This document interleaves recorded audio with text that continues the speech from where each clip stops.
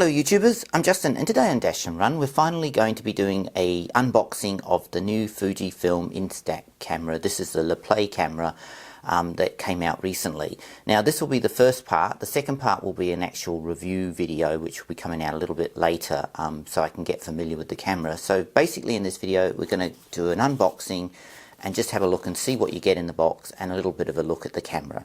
So anyway, let's get this out the box and we'll go from there. So the first thing out the box is the paperwork. Basically you get a manual that's in several languages to operate the camera, which is quite handy because often they just give you a PDF file nowadays.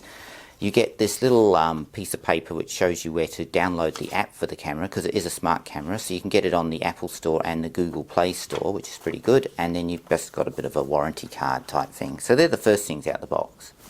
Next is these two items. Basically you get a micro USB cable and a little lanyard strap for the camera itself. So they're the next two items that came out that box.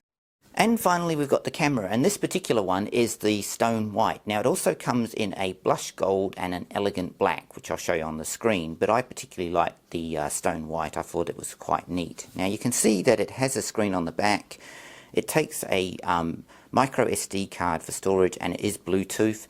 One of the features that attracted me is also that it can embed a QR code on the image, the photo basically, and you can play that back and that will have a sound recording, so you can record some sort of sound to that photo, which is quite neat.